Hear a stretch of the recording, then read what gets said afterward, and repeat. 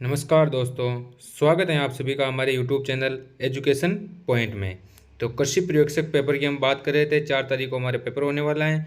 उससे पहले हम पशुपालन को एकदम तैयार करते हैं। तो 20 क्वेश्चंस आपके आने वाले हैं। तो इसमें हम क्वेश्चंस लेके आए हैं जो पुराने पेपर में आए हुए हैं, उनकी हम बात करेंगे। तो एग्रीकल्चर सुपरवाइजर के जो पहले पेपर हुए हैं उनमें जो क्वेश्चंस पूछे गए हैं उनकी बात करेंगे। तो सबसे पहले हम बात करते हैं पशु मेलों से शुरुआत करते हैं हमारी। तो कौन कौन से पशु मेले हैं उनकी बात करते हैं, फिर हम नस्लों के बारे में पढ़ेंगे और इसके बाद हम जो क्वेश्चंस हैं उनकी बात करते हैं। तो शुरू करते हैं हमारा वीडियो और स्टार्ट करते हैं पहला प्रश्न। तो सभी जुड़ जाइए और वीडियो को लाइक नहीं किया हो तो वीडियो को लाइक कर ले सबसे पहले। तो शुरू करते हैं पहला क्वेश्चन। तो पहला प्रश्न क्या है हमारा, पशुओं की संख्या के आधार पर राजस्थान का सबसे बड़ा मेला कौन सा है, पशु मेला कौन सा है? तेजाजी पशु मेला, जसवंत पशु मेला, कार्तिक पशु मेला, गोगाजी पशु मेला। तो इसमें हमारा आंसर सही हो जाएगा ऑप्शन सी जो हो जाएगा हमारा सही आंसर हो जाएगा कार्तिक पशु मेला। कहाँ पड़ता है ये? पुष्कर में। कहाँ पड़ता है? पुष्कर में। पुष्कर आप सभी को पता है अजमेर में है। पुष्कर अजमेर में पड़ता है। कार्तिक पशु मेला पशुओं की संख्या के आधार पर सबसे बड़ा मेला है।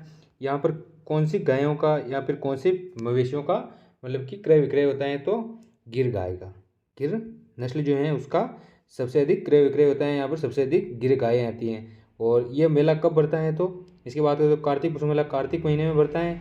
और कब से कब तक बढ़ता है? तो कार्तिक शुक्ल अष्टमी से मार्गशीर्ष द्वितीया तक बढ़ता है। कब तक बढ़ता है? कार्तिक शुक्ल अष्टमी से मार्गशीर्ष द्वितीया तक, मार्गशीर्ष में भी द्वितीया तक। तो ये भी याद रखना, मार्गशीर्ष द्वितीया तक बढ़ता है, कार्तिक शुक्ल अष्टमी से मार्गशीर्ष द्वितीया तक बढ़ता है। और सबसे बड़ा मेला है पशुओं की संख्या के आधार पर। तो मतलब कि आय के आधार पर कौन सा सबसे बड़ा है? तो इसके बाद बात करते हैं आय के आधार पर। तो जसवंत पशु मेला। जसवंत पशु मेला कब बढ़ता है? तो ये बढ़ता है हमारे आश्विन शुक्ल पंचमी को। आश्विन शुक्ल पंचमी से कब तक बढ़ता है? 14 तक। आश्विन शुक्ल पंचमी से 14 तक बढ़ता है। और यह आय की दृष्टि से सबसे बड़ा मेला है। और कहाँ पड़ता है जसवंत पशु मेला? तो भरतपुर में। कहाँ पड़ता है? भरतपुर में। ये भी याद रखना। इसके अलावा बात करें तो सबसे सर्वाधिक लंबा पशु मेला कौन सा है? सबसे बड़े की बात हो गई, आय की दृष्टि से सबसे बड़े की बात हो गई, तो सर्वाधिक समय तक बढ़ने वाला पशु मेला कौन सा है? तो गोगाजी पशु मेला। ये 1 महीने तक बढ़ता है। कितने दिन तक बढ़ता है? 1 महीने तक बढ़ता है। कब स्टार्ट होता है? तो ये होता है हमारे श्रावण अमावस्या से स्टार्ट होता है और भाद्रपद अमावस्या तक बढ़ता है। कब तक बढ़ता है? श्रावण अमावस्या से भाद्रपद अमावस्या तक बढ़ता है। 1 महीने तक बढ़ता है और सबसे लंबा पशु मेला है। कहाँ बढ़ता है? तो नौहर हनुमानगढ़ में। कहाँ बढ़ता है? नौहर हनुमानगढ़ में। नौहर हनुमानगढ़ में बढ़ता है। इसके अलावा बात करें नेक्स्ट अगले प्रश्न की, तो दूसरा प्रश्न क्या है हमारा, राजस्थान में सर्वप्रथम पशु गणना कब हुई थी? तो राजस्थान में सर्वप्रथम पशु जो गिने गए थे वो कब गिने गए थे? 1949 में, 1951 में, 1920 में या फिर 2012 में? तो राजस्थान में सर्वप्रथम पशु गणना कब हुई थी? तो ऑप्शन सी सही हो जाएगा 1919 और 1920 में। 1919 से 1920 में हुई थी। कब हुई थी? 1919 से 1920 के बीच हुई थी। पहली पशु गणना थी ये, पहली पशु गणना थी। इसके बाद कब हुई? तो स्वतंत्र भारत की प्रथम पशु गणना कब हुई थी? 1951 में। ये तो पहले अंग्रेजों के समय हुई थी 1919 1920 में। और उसके बाद स्वतंत्र भारत की प्रथम पशु गणना कब हुई थी? तो 1951 में हुई थी। और ये कौन सी पशु गणना थी? तो सातवीं पशु गणना थी। और कब हुई थी? 1951 में। और इसके अलावा बात करें तो जो अब तक कितनी पशु गणना हो चुकी हैं? तो पशु गणना अब तक कितनी हो चुकी हैं? 20वीं पशु गणना हुई है। लास्ट पशु गणना 2019 में हुई है। कौन सी हुई है? 2019-20 में हुई है। और कौन सी हुई है? तो 20वीं पशु गणना। तो याद रखना 1919-20 में पशु गणना हुई थी जो भारत की प्रथम पशु गणना थी। उसके बाद 1951 में हुई जो स्वतंत्र भारत की प्रथम थी, पर वैसे सातवीं पशु गणना थी। और अभी जो 2019 में पशु गणना हुई है वो कौन सी थी? 20वीं या नवीनतम पशु गणना थी। तो इसके बाद नेक्स्ट प्रश्न की बात करते हैं, तीसरा प्रश्न। तो तीसरा प्रश्न क्या है हमारा, राजस्थान में नवीनतम रिपोर्ट के अनुसार पशु घनत्व कितना पाया गया? तो पशु जो नवीनतम रिपोर्ट है, नवीनतम रिपोर्ट कब आई? 2022-23 की। 2022-23 की जो रिपोर्ट है उसके अनुसार मतलब पशु घनत्व कितना है? 162 प्रति वर्ग किलोमीटर, 165 प्रति वर्ग किलोमीटर, 167 प्रति वर्ग किलोमीटर या फिर 169 प्रति वर्ग किलोमीटर। तो ऑप्शन नंबर डी सही हो जाएगा इसमें 169 प्रति वर्ग किलोमीटर। तो 169 प्रति वर्ग किलोमीटर हमारे राजस्थान में पशु घनत्व पाए गए हैं, जो कब आया 2022-23 में नवीनतम रिपोर्ट के अनुसार जयपुर पशुपालन विभाग है उसके द्वारा जारी किया गया। नेक्स्ट अगले प्रश्न की बात करते हैं। चौथा प्रश्न क्या है हमारा, राजस्थान में 20वीं पशुगणना के आधार पर गोवंश का आंकड़ा क्या है। जो राजस्थान जो है उसमें 20वीं पशुगणना कब हुई, 2019 और 20 में। कब हुई, 2019-20 में हुई। उसके बाद अभी पशुगणना नहीं हुई है, हर 5 साल में एक बार होती है। तो जो 2019-20 में हुई तो 2024-25 में फिर से होगी। तो हमारे एग्जाम के लिए 19वीं पशुगणना नवीनतम पशुगणना है। तो इसके अनुसार जो गाय का डाटा था वो कितना था, 137 लाख, 208 लाख, 79 लाख, 139 लाख। तो कितना था गोवंश का, तो 139 लाख। यहाँ इसे 13.9 मिलियन भी कहते हैं। 13.9 मिलियन, 139 लाख, यहाँ पे 1,39,39,00,000। 1,39 करोड़, यहाँ पे 1,39,00,000 जो हो गए। कितना पशुगणना में कुछ गोवंश का था, तो संख्या कितनी थी, तो 139 लाख। और 137 लाख किसकी थी, भैंस की। 137 लाख भैंस की थी। 13.7 मिलियन तो जो थी वो भैंस की थी। और 208 लाख हमारी बकरी की थी। किसकी थी, बकरी की कितनी थी, तो 208 लाख 20वीं पशुगणना के अनुसार। और 79 लाख है, 79 लाख किसकी थी, हमारी भेड़ की थी। भेड़ की संख्या कितनी थी, 79 लाख। नेक्स्ट इसके बाद अगले प्रश्न की बात करें तो पाँचवा प्रश्न क्या है हमारा, दिसंबर 2023 में NBAGR के अनुसार कौन सी बकरी की नई नस्ल पंजीकृत की गई। जो 2024 का डाटा है, दिसंबर 2023, जो 2024 आ गया, 2024 में जो NBAGR है उसके द्वारा बकरी की कौन सी नई नस्ल ऐड की गई है। अरावली चिकन, माजरेला, भीमथड़ी, अंजोरी। तो कौन सी नई नस्ल है जो ऐड की गई हैं। तो इसमें आंसर डी सही हो जाएगा। डी आंसर जो है वो सही हो जाएगा, अंजोरी बकरी जो है वो नई ऐड की गई है बकरी की नस्लें हैं। 2 बकरी की नस्लें ऐड की गई। एक तो अंजोरी बकरी की नस्ल कहाँ की है, छत्तीसगढ़ की। कहाँ की हैं, छत्तीसगढ़ की नस्लें हैं। और इसके अलावा एक और कौन सी ऐड की गई, तो अंडमानी जो बकरी की नस्लें हैं वो नई ऐड की गई हैं। और जो बकरी की नस्लें अंडमानी वो अंडमान निकोबार से हैं। इसके अलावा बात करें तो अन्य नस्लें ऐड की गई हैं। कुल कितनी नस्लें ऐड की गई, 8 नस्लें ऐड की गई। 7 तो नस्लें ऐड की गई और एक सिंथेटिक नस्लें ऐड की गई। तो इनके अलावा बात करें तो हमारी अरावली चिकन जो है वो कहाँ की नस्लें हैं, गुजरात की नस्लें हैं अरावली चिकन। और किसकी नस्लें हैं, मुर्गी की। अरावली चिकन से पता चल रहा है मुर्गी की नस्लें हैं अरावली चिकन। पहले मुर्गी की 19 नस्लें थी और एक बढ़कर कितनी हो गई, 20 नस्लें हो गई। कुल 20 नस्लें हो गई। इसके अलावा बात करें नेक्स्ट माजरेला नस्ल की बात करें तो माजरेला नस्ल जो है कहाँ की हैं, माजरेला नस्ल हमारी आंध्र प्रदेश की हैं। AP आंध्र प्रदेश की हैं। और किसकी नस्लें हैं, तो भेड़ की नस्लें हैं। जो कौन सी नस्लें हैं, माजरेला नस्ल। नेक्स्ट इसके अलावा जो भीमथड़ी एक बच गई। जो भीमथड़ी है जो एक किसका है, घोड़े की नस्लें हैं। भीमथड़ी घोड़े की नस्लें हैं। और कहाँ की नस्लें हैं भीमथड़ी, तो महाराष्ट्र की नस्लें हैं। भीमथड़ी नस्ल घोड़े की नस्लें हैं, नई ऐड की गई हैं। पहले कितनी थी घोड़े की, 7 थी। एक प्लस कर लिया तो कितनी हो गई, 8 हो गई। तो ओनली जो बकरी की नस्लें 2 ऐड की गई हैं, अंजोरी और अंडमानी। बाकी सब एक एक नस्लें ऐड की गई हैं जिनकी हमने बात की। नेक्स्ट इसके बाद बात करते हैं अगले प्रश्न की। तो छठा प्रश्न की क्या है हमारा, भारत में वर्ष 2022-23 की रिपोर्ट के अनुसार दूध उत्पादन कितना है। तो भारत में 2022-23 की जो रिपोर्ट आई थी दूध उत्पादन की, उसके अनुसार कितना दूध उत्पादन है, 221 million tonne, 225 million tonne, 230 million tonne और 333 लाख टन। तो कितना है 2022-23 के अनुसार, तो 230 मिलियन टन। 230 मिलियन टन जो दूध उत्पादन होता है वो पूरे भारत का है 2022-23 की रिपोर्ट के अनुसार। इसके अलावा बात करें 2021-22 की, 2021-22 की जो दूध उत्पादन की रिपोर्ट आई थी उसके अनुसार 221 मिलियन टन था। तो दोनों याद रखने हैं आपको डाटा, 2021-22 का भी और 2022-23 का भी। 2021-22 के अनुसार 221 मिलियन टन था और 2022-23 के अनुसार 230 मिलियन टन। ये तो भारत का हो गया। और 2022-23 के अनुसार राजस्थान का कितना था, तो 333 लाख टन। 333 लाख टन या फिर 33.3 मिलियन टन जो है वो किसका था, राजस्थान का दूध उत्पादन था। जिसका स्थान कौन सा था, सेकंड स्थान। पहले स्थान पर उत्तर प्रदेश है, इसके बाद दूसरे स्थान पर जो है वो राजस्थान आता है दूध उत्पादन में। नेक्स्ट अगले प्रश्न की बात करते हैं, राठी गाय का प्रजनन केंद्र कहाँ स्थित है। तो राठी गाय का प्रजनन केंद्र कहाँ स्थित है, तो इसकी बात करें तो डग में, नौहर में और सूरतगढ़ में, चांदन में। तो राठी गाय जो है उसका प्रजनन केंद्र कहाँ स्थित है, तो नौहर हनुमानगढ़ में। ऑप्शन नंबर बी करेक्ट हो जाएगा, नौहर हनुमानगढ़ में है राठी गाय का प्रजनन केंद्र, नौहर हनुमानगढ़ में। और इसके अलावा राठी गाय के अलावा डग जो झालावाड़ है, डग झालावाड़ में किसका है, हमारी गिर गाय का प्रजनन केंद्र कहाँ स्थित है, डग झालावाड़ में।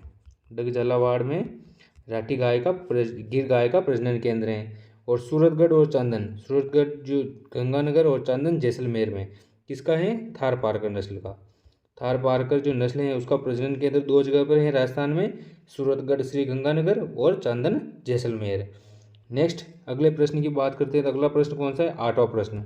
आठवां प्रश्न है हमारा, राष्ट्रीय ऊँट अनुसंधान केंद्र कहाँ स्थित है। राष्ट्रीय ऊँट अनुसंधान केंद्र करनाल में, आनंद में, चौहड़बीड़ में, रामसर में।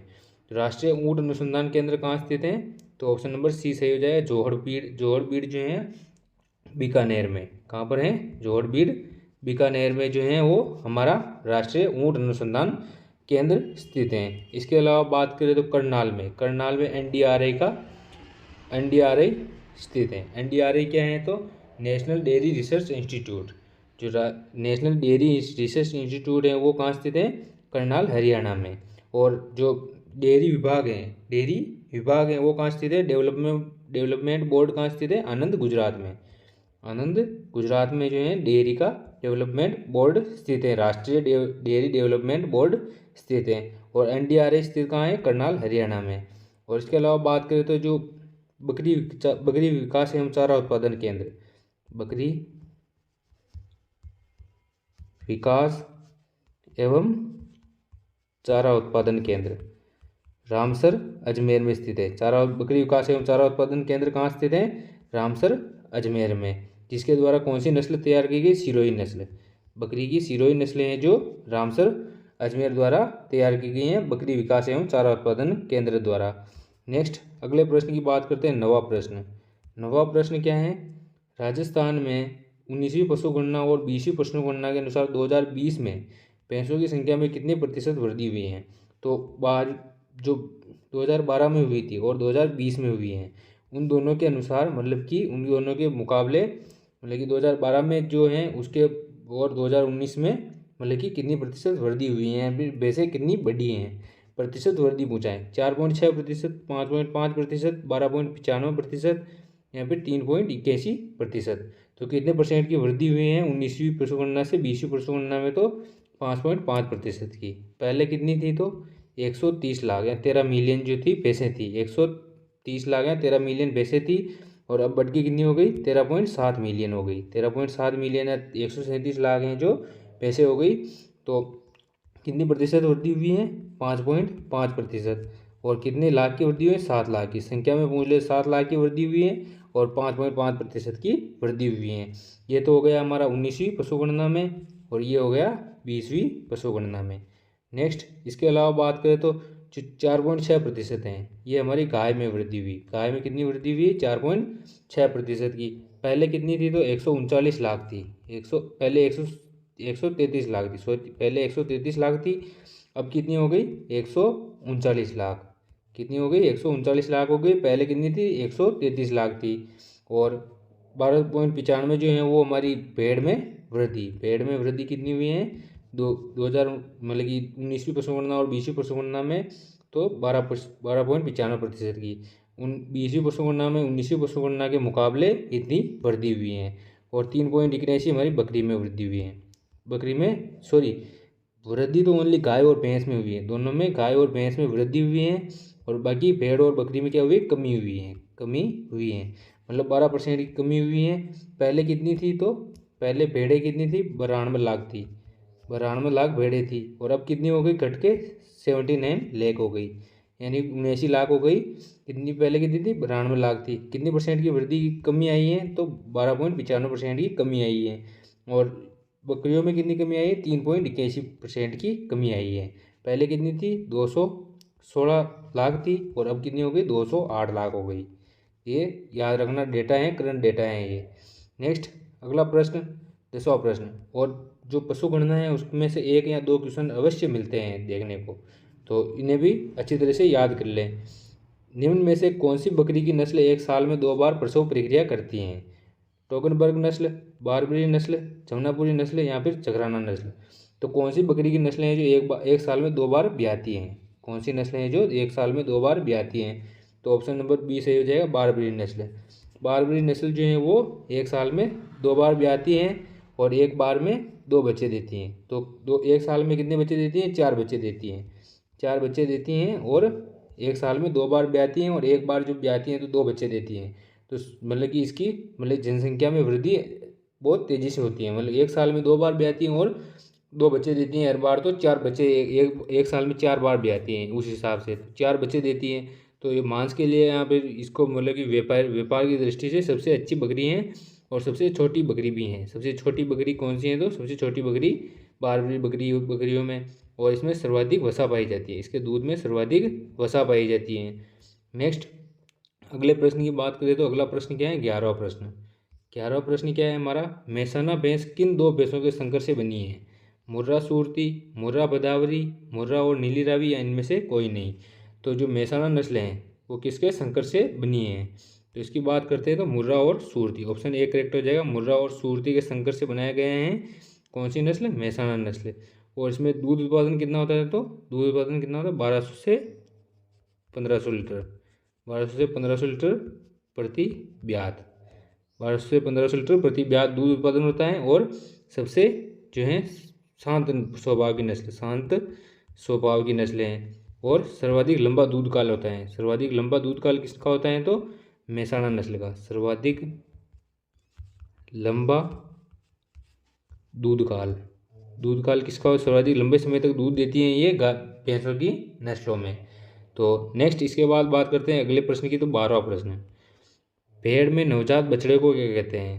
फ्लोक, ईव, रैम या फिर लैम्ब। तो भेड़ की टर्मिनोलॉजी की बात हो रही है, टर्मिनोलॉजी की बात हो रही है। तो इसमें हम शब्दावली में बात करते हैं तो भेड़ के नवजात को बछड़े को क्या कहते हैं? तो लैम्ब कहते हैं। डी ऑप्शन डी से हो जाएगा, लैम्ब कहते हैं। और प्रसव प्रक्रिया इसमें लैम्बिंग हो जाती है। क्या हो जाती है? लैम्बिंग। ये भी याद रखना, लैम्ब से लैम्बिंग और सब में मतलब कि आईएनजी जुड़ जाता है प्रसव प्रक्रिया में। और इसके अलावा बात करें तो रैम इसमें जो वयस्क नर होता है, वयस्क नर जो प्रजनन करने की क्षमता रखता है उसे जो रैम कहते हैं जो भेड़ में। और ईव किसे कहते हैं? वयस्क मादा को कहते हैं। वयस्क मादा को क्या कहते हैं? मादा को क्या कहते हैं? ईव कहते हैं। और फ्लोक इनके समूह को कहते हैं। भेड़ के समूह को क्या कहते हैं? फ्लोक कहते हैं। इसके अलावा नेक्स्ट इसके अलावा बात करें 13वें प्रश्न की। तो 13वां प्रश्न क्या है हमारा? गायों में सर्वाधिक दूध किस नस्ल का होता है? जो गाय होती हैं उनमें सर्वाधिक दूध कौन सी नस्ल देती हैं? तो मैं इसमें दूध का उत्पादन भी बताता हूँ, कितना दूध देती हैं और कौन सी नस्ल कितना दूध देती हैं। जर्सी नस्ल, कांकरेज नस्ल, साहिवाल नस्ल, होलिस्टन फ्राइजीन। सर्वाधिक दूध कौन सी नस्ल देती है? होलिस्टन फ्राइजीन देती हैं। कितना दूध देती हैं? 6000 लीटर प्रति ब्यात। 6000 लीटर प्रति ब्यात दूध देती हैं और सर्वाधिक दूध हो गया। इसके अलावा देसी गायों में सर्वाधिक दूध कौन सी देती हैं? तो साहिवाल। जो साहिवाल नस्लें हैं वो देसी गायों में सर्वाधिक दूध देती हैं। देसी गायों में सर्वाधिक दूध देती हैं 2700 से 3100 लीटर। 2700 से 3100 लीटर प्रति ब्यात दूध देती हैं साहिवाल नस्ल। और देसी गायों में सर्वाधिक दूध देती हैं। सर्वाधिक मीठा दूध इसी का होता है। साहिवाल नस्ल का सर्वाधिक मीठा दूध होता है, मीठा दूध होता है। कांकरेज नस्ल जो होती हैं दूध अच्छा नहीं देती, पर देसी गायों में सबसे भारी भरकम नस्लें हैं। सबसे भारी भरकम नस्लें और देसी गायों में सर्वाधिक वसा इसमें पाई जाती है। देसी गायों में सर्वाधिक वसा किसमें पाई जाती है? कांकरेज नस्ल में। सबसे भारी भरकम नस्लें हैं ये। जर्सी नस्ल का दूध उत्पादन होता है 4000 से 4200 लीटर प्रति ब्यात। और सर्वाधिक वसा पाई जाती है 5% वसा। सर्वाधिक वसा कितनी पाई जाती है? 5% वसा। नेक्स्ट अगले प्रश्न की बात करते हैं 14वां प्रश्न। 14वां प्रश्न क्या है हमारा? भेड़ों में गुणसूत्रों की संख्या कितनी होती है? 74, 66, 60, 54। तो भेड़ों में गुणसूत्रों की संख्या कितनी होती है? 54 जो होती है इनमें गुणसूत्रों की संख्या होती है। एक ट्रिक बताता हूँ इसमें, इनकी मतलब कि भेड़ों की नस्लों की बात करें तो भेड़ों की नस्लें कितनी होती है? 5, 4, 5। और इनमें गुणसूत्र क्या होता है? 5, 4। तो ये याद रखना 4 5 तो हो गया, इनमें नस्लें कितनी दर्ज हैं, और 5 4 इनमें हो गया मतलब कि गुणसूत्र। तो उल्टा किया और गुणसूत्र हो गए सीधा, इनमें 45 कितनी हो गई, नस्लें हो गई दर्ज। इसके अलावा बात करें तो जो 60 गुणसूत्र होते हैं वो किस में होते हैं, गाय और बकरी में। गाय और बकरी में कितने होते हैं, 60 गुणसूत्र होते हैं। और 74 किस में होते हैं, तो ऊँट में। 74 ऊँट में गुणसूत्र होते हैं। और 66 किस में होते हैं, 66 जो होते हैं सूअर में होते हैं। सूअर में कितने गुणसूत्र होते हैं, 66 गुणसूत्र होते हैं। इसके अलावा एक 65 जो होते हैं खच्चर में होते हैं, खच्चर में होते हैं 65 खच्चर में होते हैं। ये मतलब कि प्रजनन करने की क्षमता नहीं रखता है खच्चर। घोड़े का जो घोड़े में पाया जाता है खच्चर, घोड़े से होता है उत्पन्न, जो कि 65 गुणसूत्र पाए जाते हैं। नेक्स्ट अगले प्रश्न की बात करते हैं, 15वां प्रश्न। भैंस की किस नस्ल में जेट ब्लैक रंग होता है, नीली रावी नस्ल में, भदावरी नस्ल में, सूरती नस्ल में, मुर्रा नस्ल में। भैंस की कौन सी नस्ल है जिसमें जेट ब्लैक रंग पाया जाता है, ऑप्शन डी सही हो जाएगा, मुर्रा नस्ल। मुर्रा जो नस्ल है उसमें जेट ब्लैक रंग होता है, यानी कि चटक चमकीला है, ब्लैक रंग होता है, बिल्कुल ब्लैक रंग होता है, किसका होता है, मुर्रा नस्ल का। और सबसे कम ब्लैक या फिर सबसे भूरा रंग, तांबा जैसा रंग किसका होता है, भदावरी नस्ल का।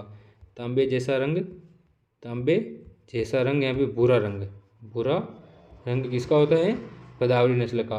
और इसका क्वेश्चन पूछा भी है, ऐसे ही पूछा गया है, तांबे जैसा रंग किस भैंस की नस्ल का होता है, तो भदावरी नस्ल का होता है। और नीली रावी नस्ल का, नीली रावी नस्ल का जो है मध्यम काला होता है, मध्यम काला, न तो मुर्रा जैसा काला और न ही जाफराबादी जैसा कम काला, मध्यम काला रंग होता है नीली रावी नस्ल का। नेक्स्ट अगले प्रश्न की बात करते हैं, 16वां प्रश्न। 16वां प्रश्न क्या है, निम्न में से कौन सी बकरी की नस्ल का मांस उच्च कोटि का स्वादिष्ट मांस होता है, टोगनबर्ग नस्ल का, सिरोही नस्ल का, बारबरी नस्ल का, बीटल नस्ल का। तो कौन सी नस्ल है जिसका मांस उच्च कोटि का स्वादिष्ट मांस होता है, तो कि व्यापार की दृष्टि से अच्छी नस्ल होती है। यहाँ पे दूध सबसे कम होता है, सिरोही नस्ल का दूध सबसे कम होता है, 1 से 1.5 लीटर होता है। इसका मांस उच्च कोटि का होता है, बहुत स्वादिष्ट मांस होता है इसका, मतलब कि इसमें लिखा गया है ऐसी किताब में, हमें तो नहीं पता पर। तो सिरोही नस्ल का मांस कितना होता है, मतलब कि सबसे स्वादिष्ट मांस है, उच्च कोटि का मांस होता है। इसका दूध कितना होता है, 1 से 1.5 लीटर दूध पाया जाता है इसमें। और टोगनबर्ग नस्ल, टोगनबर्ग नस्ल की बात करें तो इसमें सर्वाधिक दूध पाया जाता है, 5 से 6 लीटर। इसके बारे में हमने कल की क्लास में बात की थी, अगर अच्छे से पढ़ना है तो कल की क्लास जरूर देखें। बारबरी नस्ल में सर्वाधिक वसा पाई जाती है, सर्वाधिक वसा इसमें पाई जाती है बारबरी नस्ल में। नेक्स्ट अगले प्रश्न की बात करते हैं, 17वां प्रश्न। 17वां प्रश्न क्या है हमारा, निम्न में से गाय की द्विकाजी नस्ल हैं, एचएफ, अमृतमहल, नागौरी और कांकरेज। तो गाय को हमने 3 भागों में बांटा है, मतलब दूध उत्पादन के अनुसार 3 नस्लों को 3 विभाजन किया है। तो कौन कौन सी, एक तो हो गई दुधारू, दुधारू इसमें हमारी कितनी गायें आती हैं, 5 नस्लें आती हैं। और 5 नस्लों के नाम बताता हूँ मैं आपको, तो नोट करना। एक तो गिर हो गई, एक राठी हो गई, और एक हो गई हमारी साहिवाल हो गई, और कौन सी हो गई, रेड सिंधी हो गई, और एक कौन सी बची, देवनी, देवनी या फिर देवनी जिसे कहते हैं, वो नस्ल हो गई। 5 नस्लें हैं दुधारू की, मैंने आपको बता दी। और दुधारू नस्ल, दुधारू नस्ल में दूध कितना होता है, दुधारू में तो होता है हमारा दूध, दुधारू जो होती है इसमें दूध कितना होता है, 1500 से 2500 लीटर प्रति ब्यात, मतलब कि 1500 से 2500 लीटर प्रति ब्यात दुधारू में होता है। द्विकाजी में 1000 से 1500 दूध उत्पादन होता है। और एक भारवाग नस्ल होती है, उसमें कितना दूध उत्पादन होता है, तो जो 500 से 1000 दूध उत्पादन जो होती हैं भारवाग नस्ल में होता है प्रति ब्यात के हिसाब से। तो हमारे क्वेश्चन की ओर बढ़ते हैं, क्वेश्चन की बात करते हैं। तो ये तो हमारे बकरियों की, ये जो गाय होती हैं उनकी हमारे दूध उत्पादन के अनुसार इनके प्रकार हो गए। हमारी द्विकाजी नस्ल की बात कर रहे थे, गाय की कौन सी द्विकाजी नस्लें, एचएफ नस्ल विदेशी नस्ल है, विदेशी नस्ल, विदेशी और देसी के हिसाब से हमने 2 भागों में बांटा। एचएफ जो विदेशी नस्लें होती हैं उनमें कुबड़ नहीं पाया जाता है, इसी कारण इन्हें क्या कहते हैं, बोस टोरस कहते हैं। और विदेशी नस्लों में कहते हैं बोस इंडिकस कहते हैं, बोस इंडिकस कहते हैं, इंडिकस कहते हैं। तो ये भी दो भागों में हो गई। तो एचएफ नस्ल तो हो गई विदेशी नस्ल, अमृतमहल और नागौरी नस्ल ये हमारी हो गई भारवाहक नस्ल, भारवाहक नस्ल होती है। तो इसमें हमारा ऑप्शन नंबर डी करेक्ट हो जाएगा, कांकरेज नस्ल। कांकरेज नस्ल जो है वो सबसे भारी भरकम नस्ल है देसी गायों में, पर द्विकाजी नस्ल में आती है, द्विकाजी नस्ल में आती है। तो नेक्स्ट अगले प्रश्न की बात करते हैं, अगला प्रश्न है 18वां प्रश्न। 18वां प्रश्न क्या है हमारा, निम्न में से किस गाय की नस्ल को कोसी नस्ल भी कहते हैं? कोसी नस्ल भी कहते हैं किस गाय की नस्ल को? कांग्रेज को, गिर को, मेवाती को, साहिवाल को। कौन सी गाय की नस्ल को कोसी नस्ल कहते हैं? तो हमारी ये जो हो गई मेवाती नस्ल। मेवाती नस्ल कहाँ से उत्पन्न है? हरियाणा से। हरियाणा से उत्पन्न है। और इसे कोसी नस्ल कहाँ कहते हैं? तो महाराष्ट्र में। महाराष्ट्र में किसे क्या कहते हैं? कोसी नस्ल कहते हैं। और हरियाणा से उत्पन्न है। मेवाती नस्ल कहाँ पाई जाती है? भरतपुर लोअर साइड पे पाई जाती हैं। बाकी बात करें तो हमने बोले कांग्रेज नस्ल की जो उपनाम है उनकी बात कर ली थी कल। सांचोरी, बन्नई, वागड़िया और नागू, ये हमारे कांकरेज नस्ल के उपनाम हैं।